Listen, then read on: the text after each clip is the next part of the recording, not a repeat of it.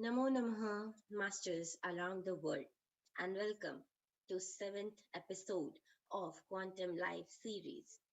With the blessings of Brahmarishi Pidamaha Patriji and Dr. Sangeeta Nehra ma'am, this journey has become very beautiful and it is more encouraging and supportive because of you all. If you are new to this channel and series, you can watch our previous episodes also. So let us start with today's episode. What is quantum life and why this quantum life series has been started? Quantum life series is an effort to bring back the lost health and spirituality from the humankind and to understand the importance of life and its purpose.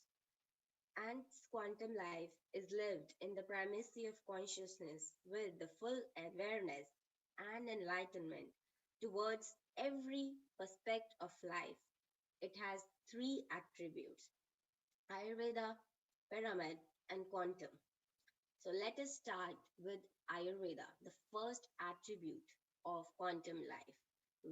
So we have today Dr. Uja Sachdeva with us, who will be explaining or enlightening us about the Ayurveda perspective of Prakriti and Dosha. Now, please. Thank you so much, Dr. Khyati, for introducing me. And as we know, today is the seventh episode of our quantum life, and we'll be discussing about the Prakriti and the Dosh in this session. So, let me start with sharing my PPT. So, now we are going to talk about the Prakriti and the Dosh. First of all, before entering into in today's session, let us talk about the previous episodes. If you are new to this, you may see these topics on our YouTube channel, that is PMC Haryanvi. And also, I would like to introduce you the topics of the previous sessions. First of all, we have discussed about the daily practices, what actually we should do in our daily life, and also about the waking up early process, water intake, the cleansing of the body, and about the decoctions. And in the previous session, we talked about the yoga and the meditation, the most important part, I guess. And now we are going to talk about the today's topic, that is Prakriti and Dosha. First of all, as we most of us know that this universe is made up of the five elements: the space, air, fire, water, and earth. And as also we know, the five elements is the thing we all are made up of. Like we are about trillion of cells, we are made up of trillions of cells, and we are surviving in this nature, this environment. So we all are made up of our cells, our organs, our each and everything is made up of the five elements that I have already told, that is the space, air, fire, water, and earth. So, these five elements are the main and the basic constitution of each and everything in the environment, in the surrounding you see. So, today we will be talking about the doshas. First of all, the doshas. In Ayurveda, there are three doshas, and that three doshas are made up of these elements with the combination of these elements. So, doshas basically it means the thing that can go out of a whack. When doshas are out of balance with another system, with sorry, when doshas are out of balance with one another, the system is bound to lose its own balance. So doshas are the most important thing that one should keep in balance to be healthy. Now let us talk about the three doshas. The three doshas are Vat, Pith, and Kaph. So Vat is made up of air and the space. By the combination, basically all the five elements are present in each and everything. But the dominancy, the predominancy is of air and space in Vat, and it is the principal kinetic energy in the body. And I am not talking about the pith first, I am talking about the kapha first, that is made up of water and the earth dominantly. And the princip- and this is the principal potential energy in the body. Now comes the pith. Pith is made up of fire and water. It balances the kinetic and the potential energy in the body. So as I have told earlier, the everything in the universe is made up of these five elements, and these five elements condense to the three doshas.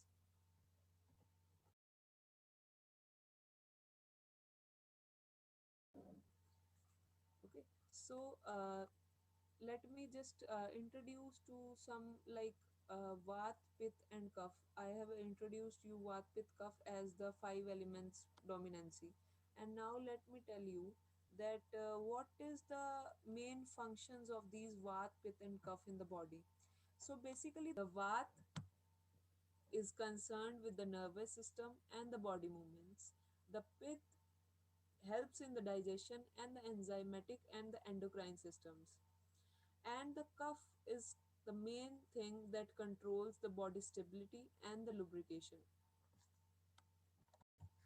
So now let us talk at cellular level. At the cellular level, how these vat, pith and cuff works. The vat moves nutrients in and the waste out of the cells, and the pith, it digests the nutrients to provide energy for cellular function. And now comes the third, cuff. Cuff governs the cell structure. So basically, the cuff is responsible for the structure, shape, and structure of the cell. The pith digests the nutrients, and the vat is responsible for the to keep the nutrients inside and to move the waste out of the cell. So this is the function of the three doshas at the level of cell. Now comes at the level of digestive tract. Digestive tract, in this digestive tract, vat chews and swallows. Like vat helps in chewing and swallowing the food, and it also assimilates the nutrients and expels the waste. Pith helps in the digestion. Like I have already told, the pith is made up of the fire element, fire and the water. So the pith helps in the digestion, and cough, it controls the secretions that lubricates and protects the digestive organs. As we all know that during the process of the digestion, one needs to chew, and then one needs to swallow the food, and then it goes to the stomach and then to the intestine, and the process is, I guess most of us knows it very well. So there is the function of all three doshas in each and every activity by the body. But while talking about the digestion, the vat helps in the chewing and the swallowing. Like it helps in the movement, as I have already told, and it is the kinetic energy in the body. So it helps to chew and swallow the food. Then the pith, that is made up of fire and water elements. So fire can be related with the it can be related with the digestive fire or the digestive energy or anything like that. So pith helps in the digestion and also with the endocrine system and the enzymatic system. And the cuff is responsible for the stability in the body, as well as it helps to secrete the secretion for the secretions and to lubricate and protect the digestive organs. So in this way, I have told you the functions of vat, pith, kaph at the physical level, you can say, like as in the cellular and also in the digestive tract. So now I'm going to tell you about their functions at the mind level. The vat retrieves the previous data from the memory for comparison with the new data. Like if I see something and I know in my memories I have seen this particular object or anything previously also. So this is the function of vat, that it will retrieve the previous data from the memory for the comparison with the new data. And now comes the pith. Pith processes the new data and draws conclusion, which then vat stores as a new memory. Like if you see a particular thing, then you make a perception, and then you store, like this is the function of pith, that the processing of the new data, and it also helps to draw the conclusion, and then vat helps to store it as a new memory. Now comes the cuff. Cuff helps to maintain the stability. It like cuff provides the stability needed for the mind to grasp a single thought at a time. Like if your mind is not stable, if you are not stable at your mind level or your mental level, so you cannot just concentrate.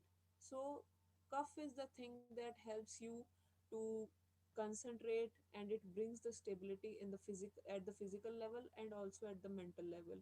So these three are not substances, these three are the forces present in the body. And also these can be characterized as like vat, pith and kaph we are talking about. And vat, pith and kaph have various characteristics. So these can be characterized as like vat.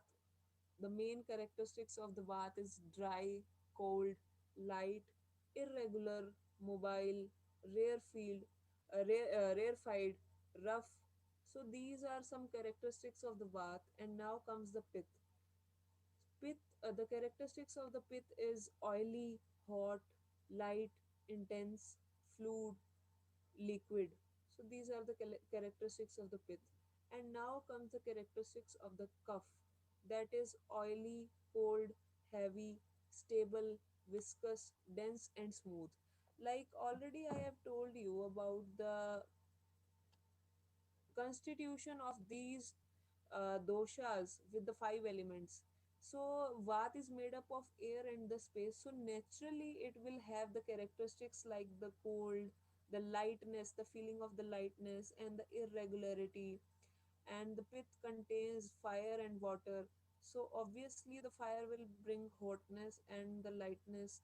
And also it contains water, so it will obviously have the fluid characteristic. And the cuff is made up of water and earth, so it will have the characteristics like cold, heaviness, the stability. So these are the characteristics of these vat, pith and kaph. Now, these three doshas are the main thing that controls our physical and also the mental side of the body. So, these three doshas should be balanced in the body. And now, as I have already told, that today's topic is dosha and the prakriti. So we will be talking about the prakriti. Prakriti is the constitutional type one has. Like each and every person has a different constitutional type. And these constitutional types are again formed of that doshas. I will be talking about these constitutional types. These are of eight types. So these constitutional types are the main reason how a person will look like, how a person will think like. So it decides each and everything of a person at physical level, mental level, emotional level, and social level. So these are of eight types. The first one is Vat, then comes the Pith, and now comes the Kaph. We have already discussed these three as the doshas. And then comes the constitution. Most of us have dual constitutions, and having the single constitution like Vat, Pitta, and Kaph, I think this is a great opportunity if one has Vat, Pitta, or Kaph. So basically, if there is some imbalance or there is any disease, so one knows how to make it in balance. But most of us are in dual constitution, that is vat pit. In this, there is a predominance of one dosha with the other. Like in the vat pit, vat will be predominant. Mostly the symptoms will be of vat, and also there will be some symptoms of the pith. Same likewise this, it will be in the vat cuff, then pith cuff, and there is a constitution of Vat, Pith, and Kaph in some of the people. And eighth comes the balanced one, that is the best one, in which all the three doshas are in balance. So, individuals with three doshas in an imbalanced condition are rarely healthy and must live a very disciplined life to remain healthy or disease free. So, let me tell you the characteristics of the constitutional type Vat. So, how one can judge anyone, like if I want to know my constitutional type or the Prakriti, so I have to just learn about the characteristics of the Vat, general characteristics of the Vat. So I can just make an estimate that whether I am of Vat Prakriti or Pit Prakriti or the Kaph Prakriti or the constitutional type. So I am going to tell you some of the characteristics of the constitutional type Vat. First of all, the Vat people usually look thin and have trouble going weight. Like if you see a lean and thin person, what I will think that this person is lean and thin. So most probably he is or she is of Vat Prakriti, and then their body is usually narrow, and when they move they make a movement, there is a cracking noise, like sometimes we move and we hear some cracking noise in the joints or anything. Like if this is going to this is happening each and every time or most of the time, then we can think that this is the Vat Prakriti. And mostly the Vat people have the dry skin, and their skin chaps easily, and their hairs are the hair tends to be coarse, dry, and curly. Vat people mostly suffer from cold and the poor circulation. The skin is usually cold on touch. Like we have previously talked about the five elements, and Vat is also made up of the five elements with the predominance of air and space. So there is a characteristic that the when you will touch a person of Vat constitutional type, it will feel cold on the touch. And then the Vat Prakriti people sweat a little. Then comes to the appetite. Their appetite is also irregular, and the irregular food habits uh, worsens the digestion. Their digestion is not good. The Vat Prakriti people, the digestion is not good, and also the appetite is irregular. The appetite is the main reason that their digestion is not good, and because of these eating habit or the poor digestion, they also usually suffer from the chronic constipation. So these were the characteristics of the Vat, and also the Vat characteristic people, Vat constitutional type people suffer, like they feel difficulty with their sleep. They just cannot go to sleep and they have a sound sleep. No, they have a difficulty in sleeping. Now let us talk about the Pith Prakriti. Pure Pitta, like pure Pith constitutional type are pungent, which make them intense, hot, and irritable. They are medium in height, weight, and endurance. Their skin is usually light in color and reddens quickly in sun or after exercise.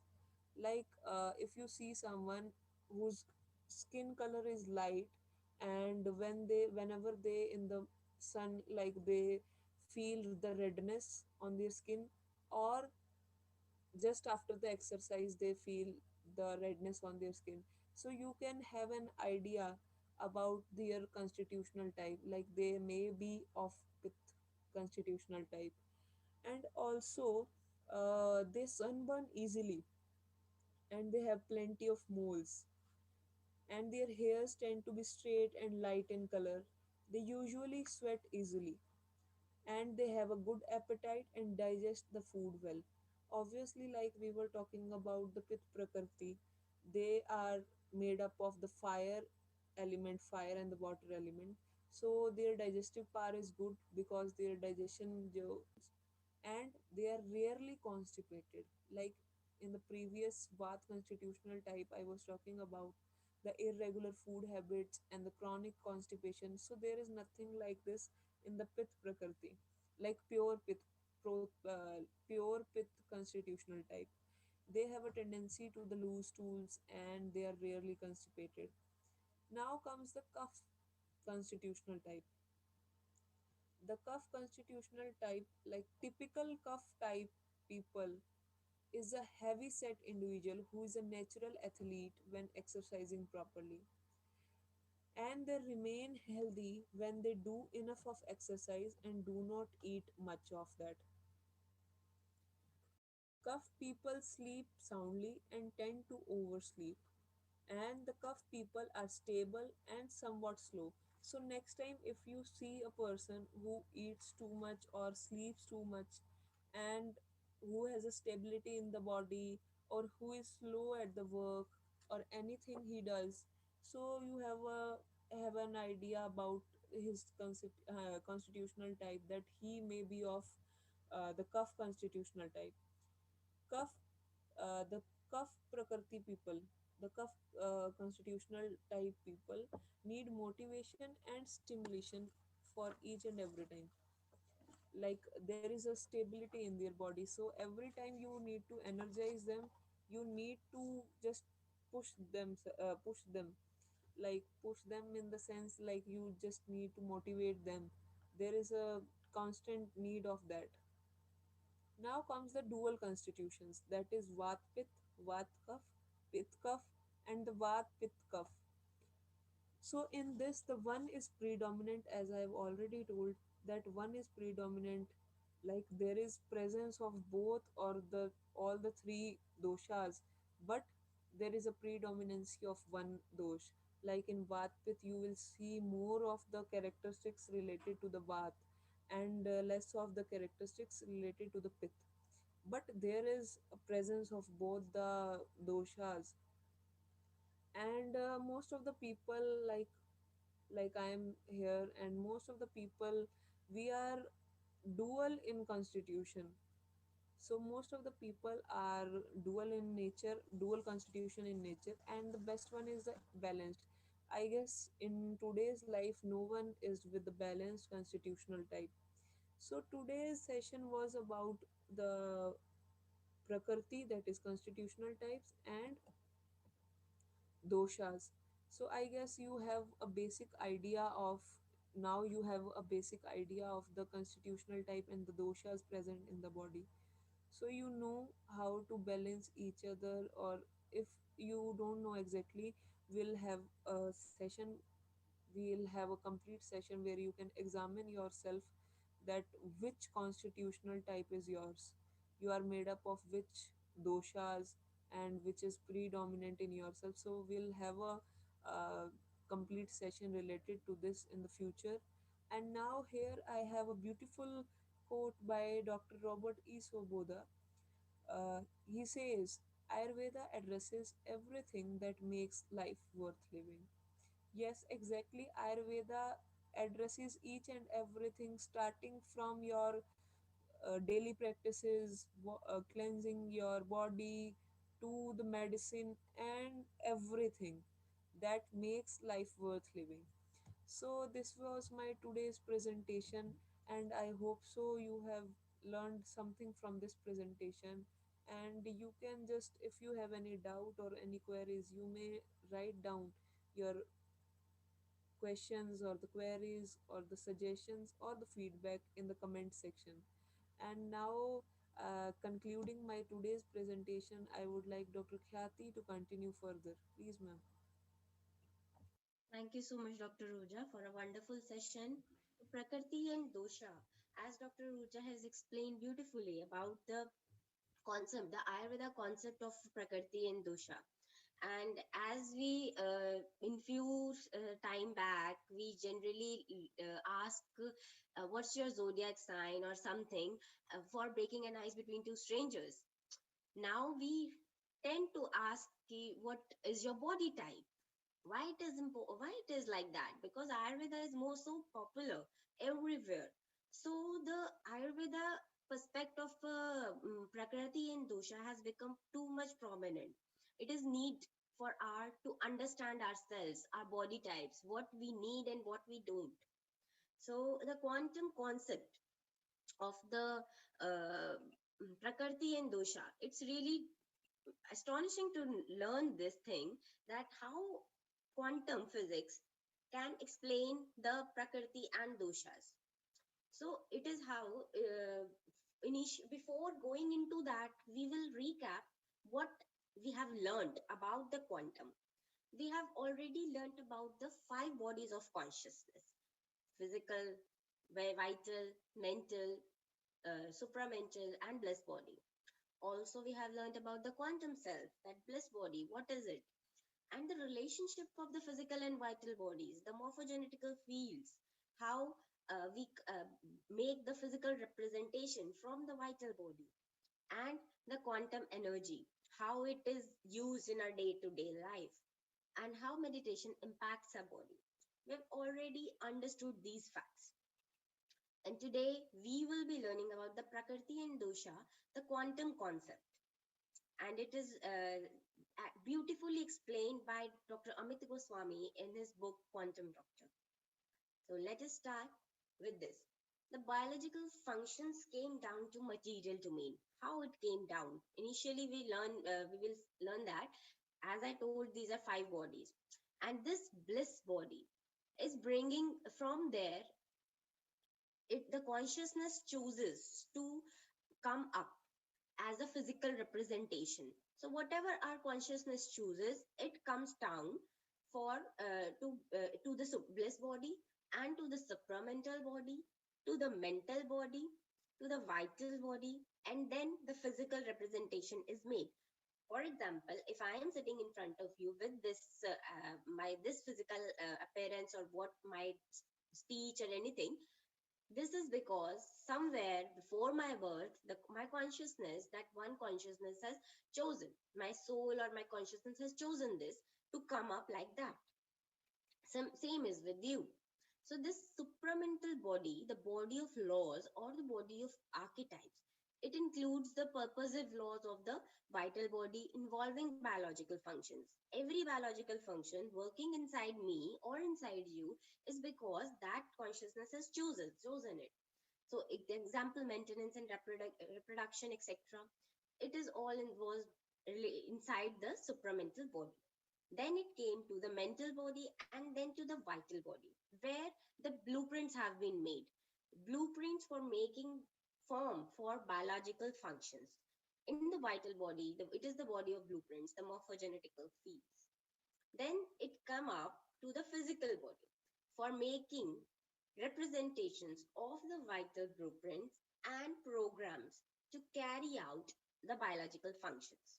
This is something very important to understand, that we are not just this physical aspect. This is how we have been made from that consciousness to this physical level. And it is just a representation of what we chose. So, consciousness collapses vital feelings along with the correlated physical organ for its experience of living. We have to remember that our physical bodies are in constant flux, and our cells and organs are being constantly renewed with the help of the food molecules that we eat. We also have to remember that quantum possibilities of the vital body consist of a possibility spectrum of the morphogenetical fields, the blueprints of the vital body. The dynamic laws of the vital body functions and the context of its movement are contained in the supramental. I told you before that from the consciousness to the bliss body, then to the supramental. It is supramental has everything. When we are first making representations, as when the one cell embryo becomes a multicellular form through cell division, our choice of the vital body blueprint is free, and physical representation has a chance to correspond to optimal health under any internal and external environmental condition. In other words, though the vital body function and its laws, the supramental archetypes are always the same. we are free to choose a particular morphogenetical field, the blueprint that corresponds to that function. So basically, it is all us who can choose what we need or what we want to experience and bring up to the physical perspective. So, as Dr. Urja has beautifully explained about the Vata, Pitta, Kapha, the three doshas, three means three, and doshas of which are the body, which can go out of whack. So, what actually we have already understood that we have five elements have been responsible for making everything which is physical we see. So these are also made up from the five elements. So vata is the air, but it needs the vessel of ether or empty space to move. Pitta is the fire, but it needs water as a vehicle. And kapha is the water, but it needs the container of earth. So this is how these five elements collaborate to make these three doshas. And these three doshas are not the physical entities. They are not the physical entities, but the energies or the movements. Like vata is the movement, circulation, like circulation of blood or any kind of movement we do. Pitta, the transformative movement, changing of food into another constituents like digestion. Kapha, is the structure or something that binds together, like the lining of the lungs. These are the actually movements or the energies, the subtle energies. These are not the physical entities only. And all these fundamental assumption of Ayurveda, it has actually been important. These are the fundamentals of Ayurveda. Basis of this is Ayurveda is this these three doshas, and this is how they have been made, they have been formed. And all these three doshas comprises and forms the imbalances or balances occurs, and they make the body type or prakriti. What is this? Like vata prakriti, pitta prakriti, and kapha prakriti, or the vata pitta prakriti and vata kapha prakriti or kapha pitta prakriti. And collaboration of all three in a balanced state or in an imbalanced state. So these are 8 type of prakritis that has been made. So balanced Vatvita Kapha Prakriti is really rare to find in this scenario, in this perspective. And what about the quantum concept? How quantum came into this the doshas? How can we relate the quantum? Before that, let me tell you that Ayurveda allows us to the movements of the vital body. Why? Because Ayurveda is the vital body medicine. It understands the subtleness, and of the energies. It understands the fact that it is not all what is physical. There is something which is delving into us like a vital body. It understands the blueprints. So Ayurveda allows us to be in the movements of a vital body, the movements of the mental and the supramental as well, all grounded in the consciousness, which is the ground of all beings. We all know that consciousness is the ground of all beings, and there lies infinite number of possibilities from which we choose. The consciousness chose, and we came out as the physical body. The physical body forms the cells and organs of the body are representations of vital body blueprints, as we understood it initially, which Ayurveda also recognizes. And also, in all recognizing, Ayurveda is able to point out more ways that a person can get sick. It's not just only some outer perspective is going to, or like bacteria or virus is going to make you sick. It is something more inside you that can make you sick also. And as it is that all non-physical morphogenetical fields around our, even around one organ, we have those morphogenetical field present around us. That is why they are working. So in deep level Ayurveda, illness can also be the result of faulty nature, of faulty movements of the blueprints of the vital body.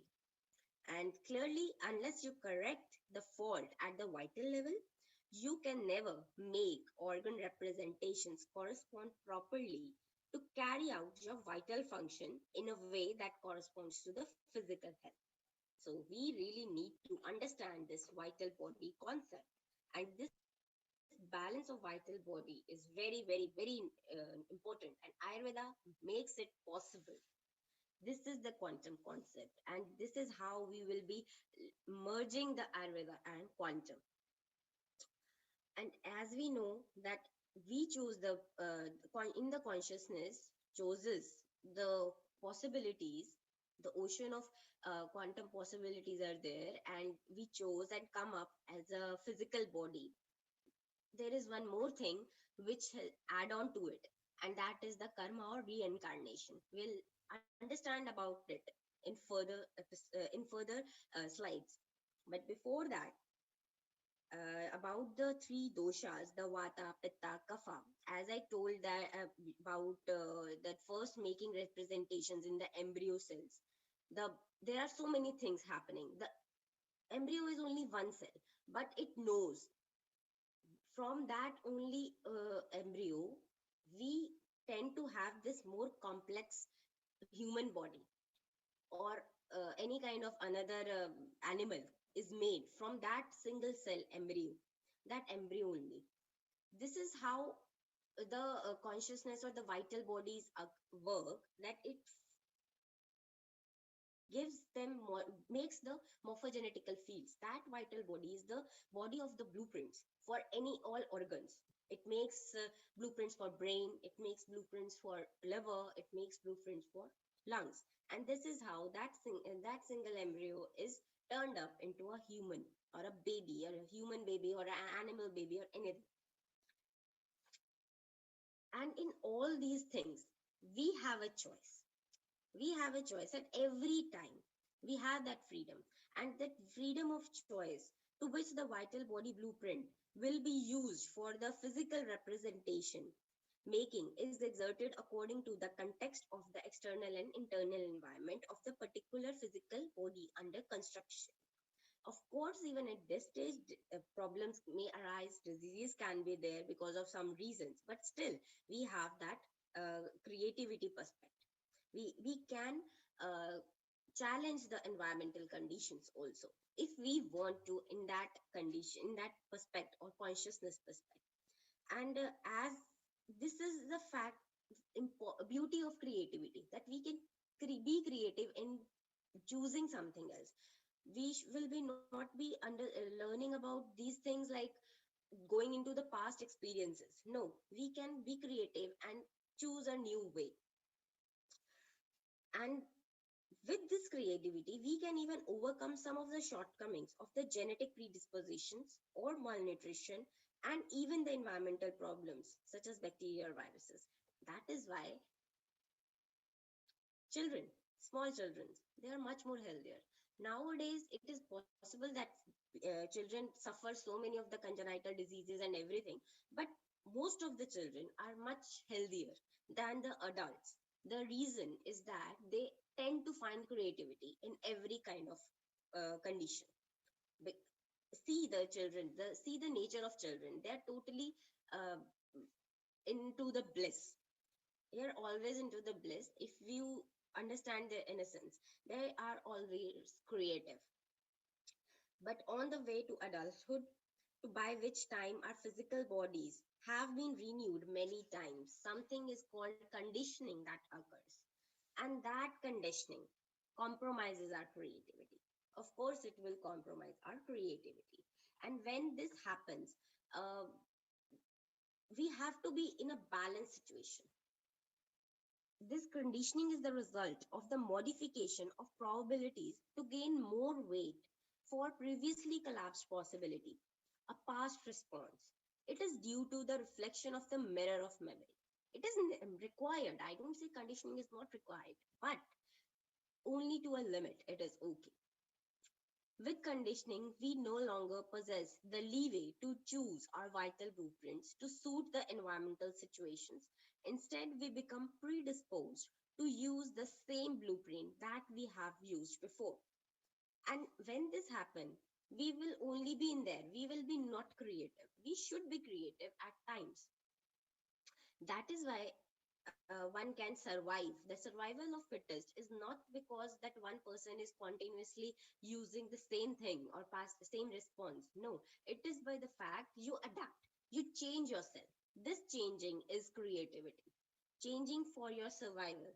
This is the creativity. This is how environmental conditions have been can be adapted, can be challenged, or we can be adapted through those. So these three qualities of vital body, as I told you that there is a conditioning and something else. There is one more thing, like in an alternative. Often, as we renew our body, we use more than one vital blueprint of a vital function to make the physical representation for that vital function. If so, both blueprints will be part of our vital repertoire. Suppose that in subsequent case of organ making, certain new environmental challenges are present that require a creative response. In this case, even though consciousness may not be able to choose a response, a vital blueprint, entirely outside the learned repertoire, it is still may meet the environmental challenges partway by choosing a blueprint that is combination of relevant blueprints learned in the past. This is called the situational creativity. What you do in that present situation when you cannot create something new. It is not always that you have to go to into the new only. You can be creative in a new form only. No, with whatever you have, you can still be creative, and that is called the situational creativity. And these three things, the ability to creatively shift the choice of vital blueprint for making a particular from depending on the context. This ability or quality of fundamental creativity is called tejas in Ayurveda, or we can say it as pitta. This we in a fundamental means a basic. We can just change completely. We will change. This is the creativity, or in Ayurveda it is called as tejas, or we can relate to as pitta. And the ability to choose a new combination of previously learned context of vital blueprints to make form. This is called the prana or vayu or vata. That's the situational creativity I talked. You have all these same things, but you are still making something new out of it. It is the situational creativity. And the ability to respond by a most conditioned vital blueprints is called ojas or kapha, because the kapha is something which brings the stability. It's the potentiality which is really needed. Conditioning is needed. A mirror of memory is needed, but only to a certain perspective. Everything, if these three creativities or situational creativity, fundamental creativity, and conditioning remains balanced, then only we will be having a optimum health. Any of this will be more or less, then it will create to be ill health. And all these three are needed for a proper optimum functioning of the vital physical bodies. Any imbalance will cause the defects. Any imbalance occurred, it will call the defects at the physical level, because it is the quality of vital body. And at the physical level, it will create defects if it is not in a balanced situation. If there is too much stages on or fundamental creativity in building of the body organ with the help of the vital morphogenetical fields, it results in the pitta type of body. Use of too much vayu or situational creativity at the vital body level gives us vata type of body, and too much ojas produces the kapha type. These doshas are the waste product of these vital bodies. Now, this is really very interesting to understand that yes, these three qualities of the vital body, and then these vata pitta kapha comes. And from these three, situational creativity, fundamental creativity, and conditioning, it will make those. Basically, it is the subtle energies. And another way of looking at this is to see tejas as the transformative and vital energy, an excess use of which produces the preponderance of metabolism in the physical makeup of the body and thus the dosha of Pitta. Similarly, an excess of Vayu, excessive and fickle vital movements within known contexts translates as the dosha of Vata, whose main characteristics are movement, fickleness, and changeability. An excess use of ojas, subtle conditioned movements of the vital body, translates into preponderance of the dosha of Kapha, whose main characteristics is the stability and the structure. This is how all this is made from vital to the physical level. We cannot still watch the Vata Pitta Kapha by the naked eyes or any form, but we can understand with the symptoms, with the characteristics that Vata is raised, Pitta is raised, or Kapha is raised, or it is less. It is possible with the symptoms. So now the I now Prakriti, how it is came from, how we find that there are imbalances in it, why it is only Vata, Pitta, or Kapha, or Vata Pitta only, or Pitta Kapha only, why these imbalances are there. It is because of the reincarnation. As I told you that there is another point, it is the reincarnation. Now it is really not acceptable to most of the people, but still in this present era, reincarnation has been accepted. Reincarnation is the part and parcel of all Eastern systems of thought, and Ayurveda is no exception. The study of reincarnation falls within the purview of science, since the demonstration of the existence of reincarnation powers the existence of the so called subtle bodies, especially the vital and mental. The stimuli we experience in our lives and our responses to them produce brain memory. When the stimulus is repeated, the quantum possibility of a response is more heavily weighted toward the previous response. And this is called the quantum memory of brain's response pattern. And since the mind is correlated with brain, the mind also develops the quantum memory of its conditioned habit patterns. In this quantum memory, the modification or conditioning of the mind as we live it, that is reincarnated. Now, the inheritance of these modifications of the mind from previous life, called karma, in Eastern thoughts has been empirically demonstrated, giving further credence to the idea of reincarnation. And this is how the karma plays a role in making this physical body.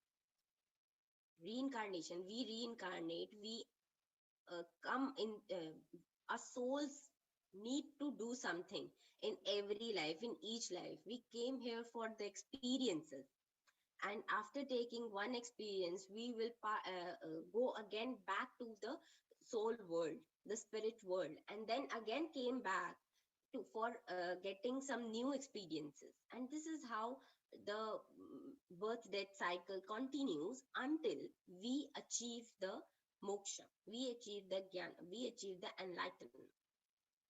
And in all these things, the prakriti or these doshas are important at this physical level. For a physical representation, we really need all these things. And this is how a prakriti is made. And this is how this prakriti works. So, I will conclude my session with this beautiful message of Dr. Amit Goswami sir, given in the Quantum Doctor, that Ayurveda is a quantum medicine and an Indian version of vital body medicine designed for individuals. So it is not that Ayurveda is something else or quantum is something else. These are totally intermingled, related to one another. We will meet in next episode also with the conversations of quantum life masters. And now we will learn something more about the pyramids. Now, as we learned about the Prakriti and doshas, the last attribute has which is called pyramid. We will be learning about that also. Thank you so much, Dr. Khyati, for a wonderful session regarding the quantum and also the correlation somewhere between the quantum and the Ayurveda. Thank you so much for this wonderful session.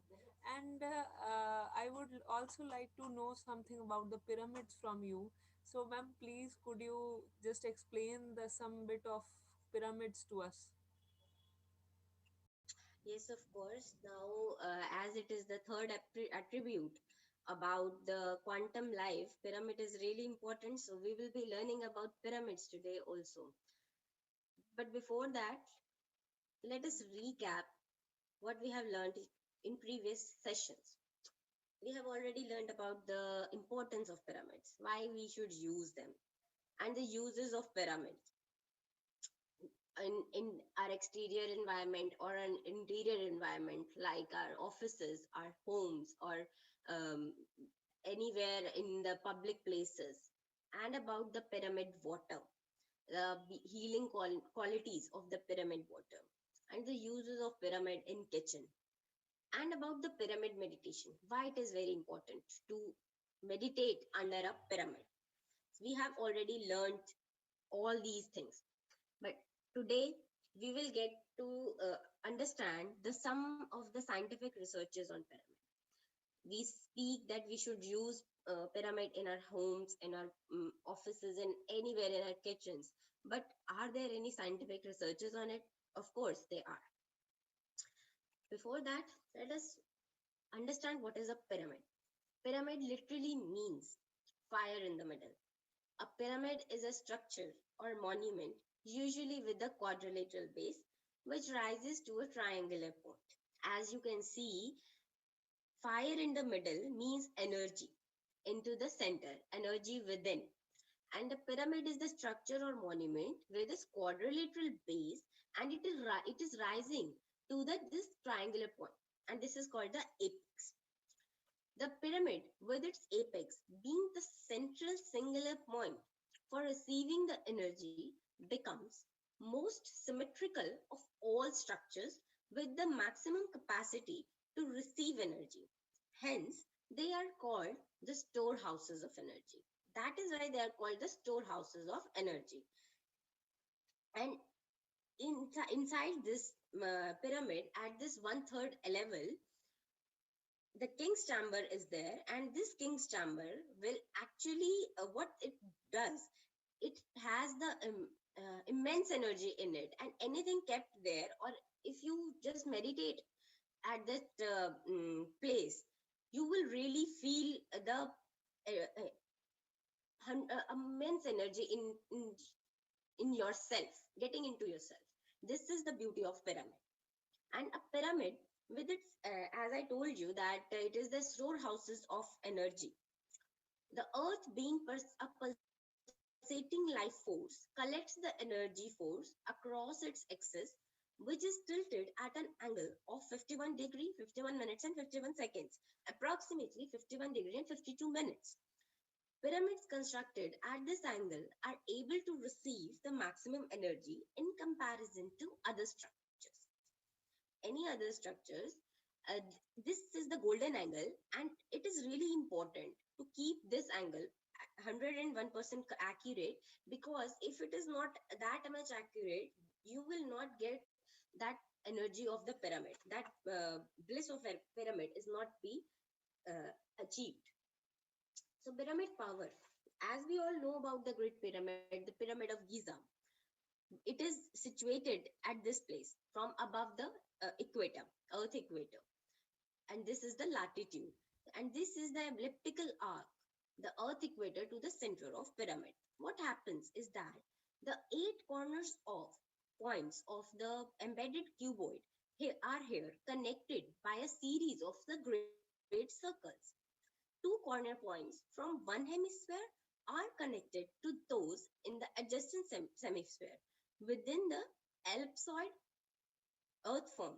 Now, this is the pyramid, and if you see, this is the one circle, this is the second circle, this is the third circle, this is the fourth circle. This is how, and same is here. This is how these hemispheres are, these circles are being made. These are called the great circles, and it is actually balancing or maintaining this Earth's forces. The Great Pyramid of Giza is actually spreading the whole of the energy, whole of the positive energy to all the earth. And it is really very much helpful in every kind of perspective. That is why uh, mummies have been kept inside those great pyramids and they are not damaged. Now, about the scientific researches, we have various scientists who have researched on these pyramids. Dr. G. Patrick Flangen was also one of the scientists who researched on pyramids and got the miraculous results. He he explained all these experiments in his book Pyramid Power. Two books have been written by Dr. G. Patrick Flangen with the name of Pyramid Power, in which he has explained all the experimental designs and the researches he had done. What he has done is that the units of the experimental design of pyramid investigations consisted of plants, human test subjects, pieces of meat, and other biological entities. An experimental unit is defined as the physical entity on which an action or treatment of some kind is imposed. In the present instance, there were three treatments were there: pyramid, cube, and it was uncovered. All these experimentals, the plants, the human test subjects which were taken up, they were treated with three things like pyramid and under the cube, and they were left uncovered also. You can see those in pictures. And then few of the tests were made. These are the results, but I will be explaining you what actually was the research. In first, the growth rate of bean sprout or black eye peas and lima beans. What actually happened is that number of beans were placed upon a sponge which has been soaked with prescribed amount of water and covered with a wet paper towel. Sponges were assigned randomly to locations and treatments also assigned randomly to the locations. And pyramid and cubes and structures were sealed from the atmosphere with duct tape. After 5 days, length of the bean sprouts were measured, and the result was that the growth rate of black-eyed peas and the lima beans is increased at the probability level of chance results from 0.06 to 0.28. Means there was a really good change in the length of the beans. And number two is the raw hamburger meat is relatively preserved. It was actually preserved. The 10 gram of fresh hamburger meat was placed in the each of the 12 petri dishes, and the dishes were divided into 4 blocks, 3 dishes per block. Treatments were assigned randomly. Pyramid and cube was sealed with duct tube to table for no escape to air. After 5 days, observations were made. Dishes were observed by various random individuals and were shifted on tables. Results was like raw hamburger meat is relatively preserved at probability level of chance results of 0.001. It was a high probability level because at this point it means it was totally preserved. And this is how the beans can be preserved.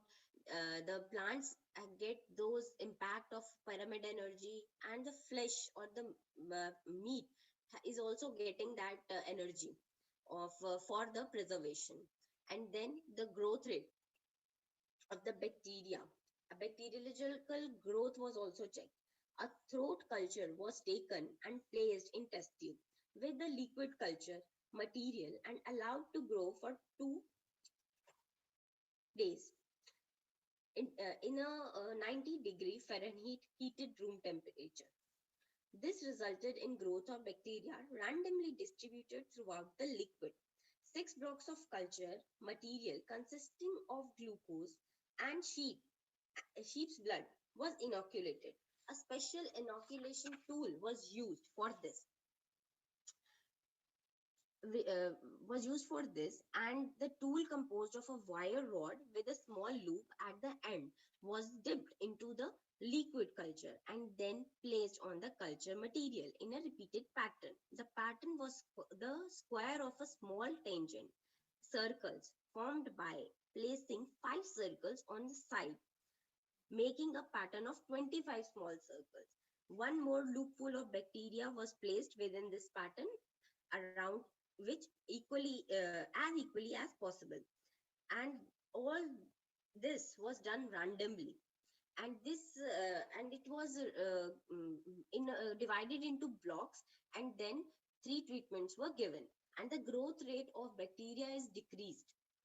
The throat bacteria probability of chance result at 0.05, and the yeast bacteria uh, the throat bacteria was actually decreased at that time, and also it was the same experiment was done on the yeast bacteria. Thank you so much, Dr. Khyati, for wonderfully explaining about the pyramids and about the researches what have been done by the researchers. And wonderfully, you have explained the researches. Thank you so much for enlightening us with your knowledge and about the researches done by the researchers. So now the time has come to conclude today's session, and I would like to conclude today's session with a 5 minute session of meditation. So I would request all of you to just take a, take a relax from your whatever work you are doing. Just sit for 5 minutes, cross your legs, cross your hands, and close your eyes and remove the spectacles if you are wearing. And now we'll have a meditation session for 5 minutes. And also, I would request Sumit sir to play the music for the meditation. So please, everyone, close your eyes. Just breathe in and breathe out. Just feel the positivity coming inside you and all the negativity going outside your body. Just focus on your breath. Your breath is coming and it's going. Just feel the energies, the positive energies around you. If there is any random thought in your mind, just forget about that and concentrate on your breath. Focus on your breath. Your breath is coming and going.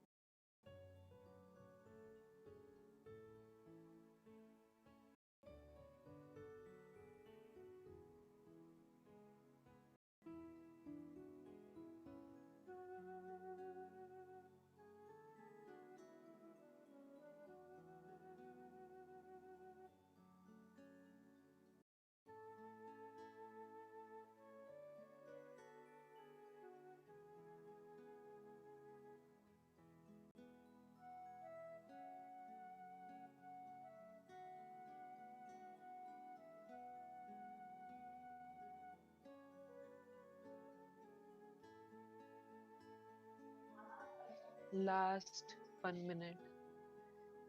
Focus on your breath. Your breath is coming and going.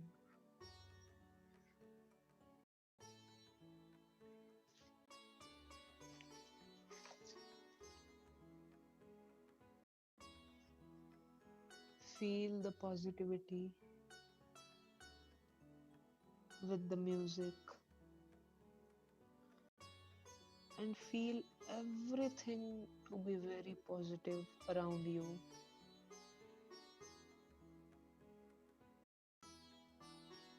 Last 30 seconds.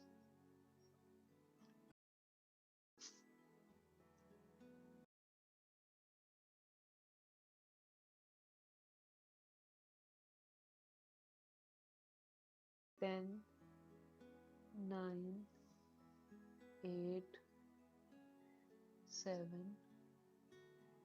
6, 5, 4, 3, 2, 1. Now gently put your palms on your eyes and feel the positivity inside you.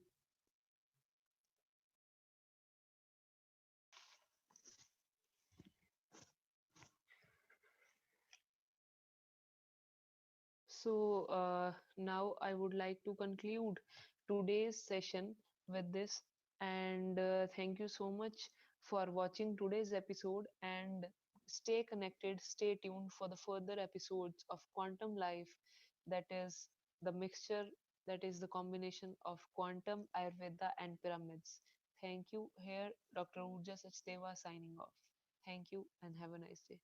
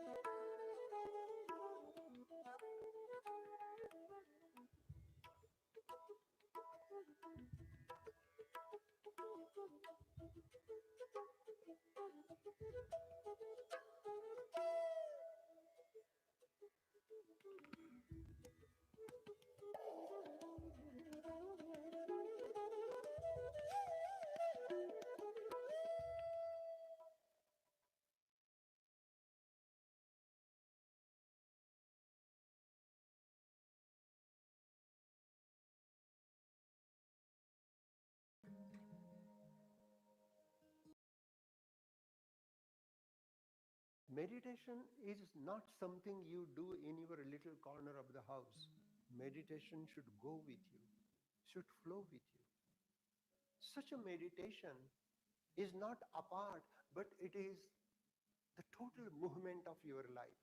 Doesn't matter what you do, add awareness. Index finger and the thumb, when they meet together, they activate the third eye.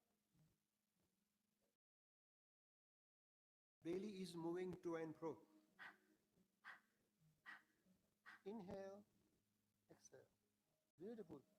Draw the abdomen in, suck the anus in, and do chin lock like this.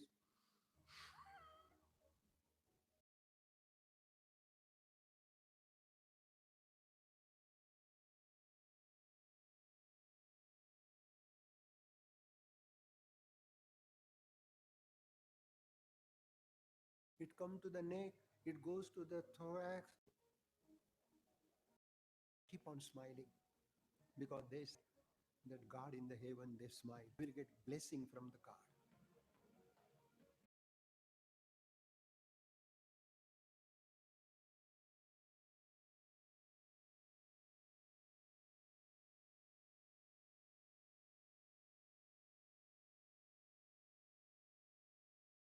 ज्येष्ठराजं ब्रह्मणां ब्रह्मणस्पतानः शृण्वन्नोतिभिः सीदसादनम्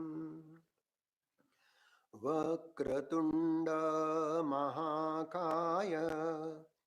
सूर्यकोटिसमप्रभ निरविघ्नं कुरु मे देव सर्वकार्येषु सर्वदा सिद्धि बुद्धि शक्ति सहित श्रीमन्महागणाधिपतये नमो नमः निरविघ्नं कुरु